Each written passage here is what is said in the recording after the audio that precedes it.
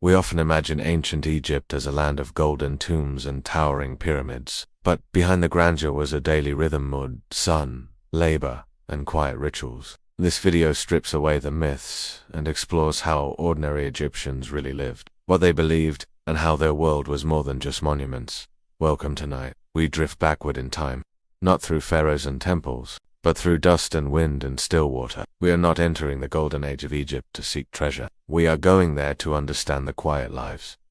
The ones who carved, who washed, who waited, the ones who built the wonders, and then went home to bake bread and sleep under reed roofs. Because beyond the pyramids, beyond the gods and scrolls, there was life, slow, sun-warmed, repetitive, and real. So let your breath slow, and imagine waking as an ordinary Egyptian thousands of years ago. A day in the life of an Egyptian worker. The light arrives not with a sound, but with a change in warmth. A soft glow against mud brick walls. A pale gold slipping through woven reeds. You open your eyes, you are a worker. You live on the edge of the Nile. The scent of wet silt and ash drifts in from the riverbank. Your sleeping mat is woven, rough against your skin. There are no clocks, only the sky. You rise with the sun. Your home is a small room, cool in the morning, hot by midday. You step outside and stretch. The sand is already warm beneath your feet. You eat a quick meal: flatbread baked yesterday, still tough but edible, with a dip of something sour. Fermented beans or onions. There is no luxury, but there is enough. Your job today is simple, but important. You are part of a construction crew, maintaining canal walls near the village. You join others, quiet, lean, sun-darkened men, and walk to the site with wooden tools balanced across your backs. There is talking, but softly. The work is repetitive, and, the rhythm. Shovel, pack. The overseer gives the signal. You sit under the shade of date palms, drink water from a ceramic jar cool from the river. You eat again: more bread, some dried fish, a fig if you're lucky. Then back to work, until the sun lowers and your skin feels tight with salt. You return home tired. You wash with water poured from a jar. You sit with family, perhaps on the roof, where a breeze sometimes visits. A neighbor plays a flute. Someone nearby sings a slow song. And as night falls, you lie down. The smell of dust and reeds clinging to you, and you sleep, not with dreams of pyramids, but of the same warm bread, the same rising sun, and another day of quiet work. The pharaoh's scribe who vanished in the grand halls of the palace, where the walls are painted in ochre and lapis. A man bends over a sheet of papyrus. His name is lost, but we know his kind. He is a scribe, not a builder, not a warrior, but a man of letters, of ink and order and patience. His brush moves silently, trailing lines of black and red, each symbol measured, each stroke deliberate. He has trained for years, not to speak, but to record, to capture the words of priests, the demands of taxmen, the instructions of the king. He does not wear gold. He does not stand beside the throne, but his hands, they hold power. It is said that a scribe's pen is mightier than the sword, and here in Egypt, that was true. He knows things others do not. How to calculate grain stores, how to write the names of gods, how to measure a life in symbols, not years. And yet, his own life, it vanishes. Somewhere, he disappears from the records he once maintained. No tomb bears his name. No statue honors his posture. Was he exiled, forgotten, replaced? We do not know. His final scroll ends as if he was interrupted, or erased. Perhaps he offended a noble. Perhaps he succumbed to illness. Or perhaps, like so many in history, he simply became unnecessary. His brush put down.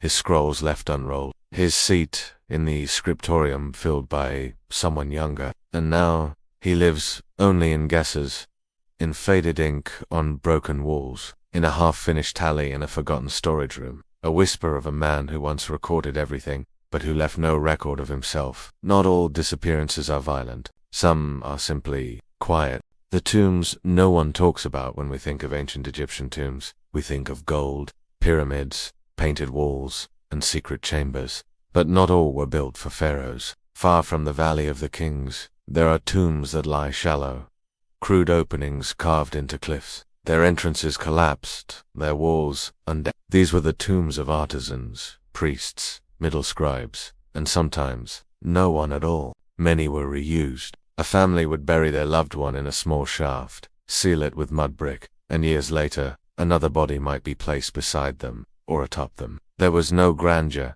only necessity. Imagine standing in one now. The air is dry, still.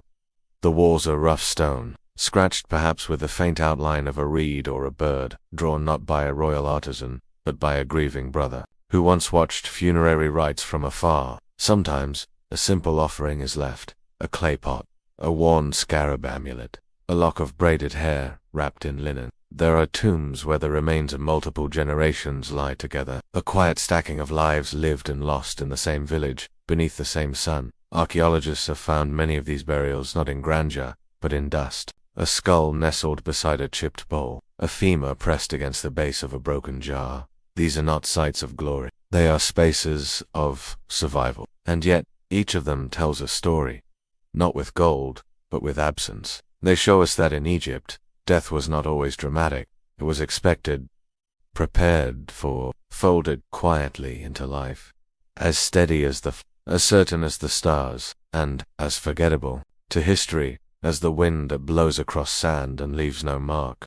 What it meant to be wealthy in ancient Egypt, in the same city where brickmakers carried straw on their backs. There were men and women who wore perfumed linen and walked barefoot across polished floors. To be wealthy in ancient Egypt was not always to be royal, but it was to be insulated. Imagine now a home made of whitewashed walls, with rooms arranged around a central garden. The air is warm, but cool water trickles through ceramic jars placed in shade. Lotus flowers bloom in small stone pools. The scent of incense curls upward, sweet and herbal.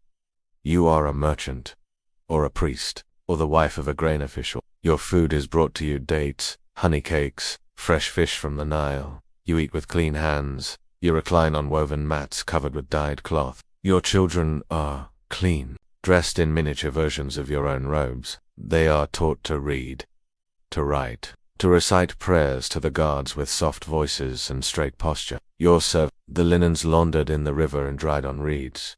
You do not build temples, but you fund them.